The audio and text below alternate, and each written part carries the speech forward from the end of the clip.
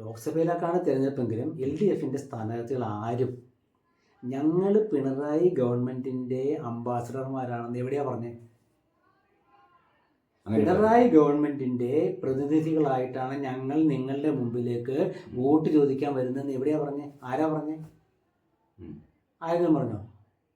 പിണറായി ഗവൺമെൻറ്റാണ് കേരളത്തിൻ്റെ ഗവൺമെൻറ് കേരളത്തെ ജനങ്ങളെ നവകേരളത്തിലേക്ക് കൊണ്ടുപോകുന്നു, എന്താണ് പുതിയ കേരളം ഉണ്ടാക്കാൻ പോകുന്നു, നവകേരള സദസ്സ് നടത്തുന്നു, ഇതൊക്കെ നടത്തി.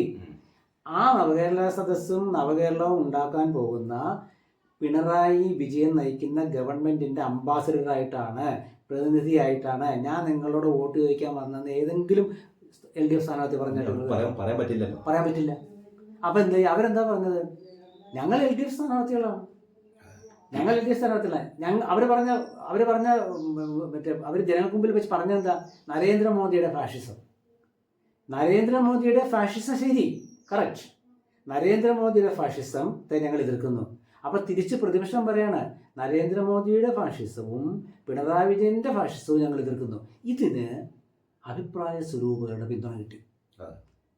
സാറാ ജോസഫ്, കൽപ്പറ്റ നാരായണ മാഷ്, അതുപോലെ നമ്മുടെ ആസാദ്, CR നീലകണ്ഠൻ, MT ആദ്യമേ തന്നെ പറയുന്നത്, പിന്നെ നമ്മുടെ അങ്ങനെ ഒരുപാട് നിഷ്പക്ഷമതികളും എന്നാൽ ഒരു കാലത്ത് ഇടതുപക്ഷത്തോടൊപ്പം നിന്നവരും ഉൾപ്പെടെ ഒരുപാട് പേര് രണ്ട് ഫാസിസവും എതിർക്കപ്പെടണമെന്നായി. അപ്പം അത് UDFിനൊരു സപ്പോർട്ട് പോലെയായി. എന്നാൽ അപ്പുറത്ത് ഈ സാഹിത്യകാരന്മാർക്ക് മുൻകാലങ്ങളിലൊരു വലിയ പിന്തുണയുമായിട്ട് എത്താറുണ്ടായിരുന്നു. ഇപ്രാവശ്യം അത്രയില്ല, കണ്ടില്ല. കാരണം അവർക്ക് ഒന്നുമില്ല. അവരോട് ചോദിക്കുന്ന നിങ്ങൾ സിദ്ധാർത്ഥന്റെ മരണത്തെക്കുറിച്ച് നിങ്ങൾ എന്താ പറഞ്ഞത്? ജനം തിരിച്ചു ചോദിക്കുകയാണ്, ഉത്തരവില്ല. ക്ഷേമ പെൻഷൻ വിതരണം ചെയ്യാത്തതിനെ കുറിച്ച് നിങ്ങൾ എന്താ പറയുന്നത്? ഉത്തരവില്ല. ബോംബ് പൊട്ടിയതിനെ പറ്റി ഉത്തരവില്ല. നവകേരള സദസ്സ് കാലത്ത് യൂത്ത് കോൺഗ്രസ്സുകാരെ തല്ലിയത് ഒരു രാഷ്ട്രീയമായിട്ടൊക്കെ തല്ലിയൊക്കെ കിട്ടും. പക്ഷേ ഗവൺമെന്റ്മാര് തല്ലി ചെടിച്ചട്ടി കൊണ്ട് തലക്കടിക്കുന്നത് രക്ഷിക്കാനാണെന്നൊരു മുഖ്യമന്ത്രി പറഞ്ഞത് നമ്മുടെ ജീവിതത്തിൽ കേട്ടിട്ടുണ്ടോ കേരളത്തിൽ?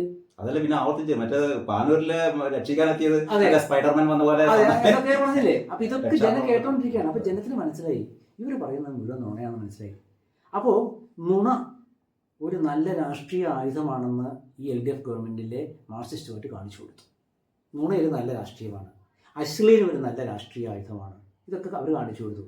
ജനങ്ങളുടെ മുമ്പിൽ അതൊന്നുമല്ല വിഷയം. ഇത് ജനങ്ങളുടെ മുമ്പിൽ എന്താ വെച്ചാൽ അവരുടെ ദൈനംദിന ജീവിതം താളം തെറ്റി ദൈനംദിന ജീവിതം. അതെന്തായാലും ഈ വോട്ടിങ്ങിൽ അത് പ്രതിഫലിച്ചു. അപ്പോൾ അത് അതൊരു അജണ്ടയായി മാറി. ആ അജണ്ടയെ പ്രതിരോധിക്കാൻ LDFിൻ്റെ സ്ഥാനാർത്ഥിക്ക് സാധിച്ചില്ല.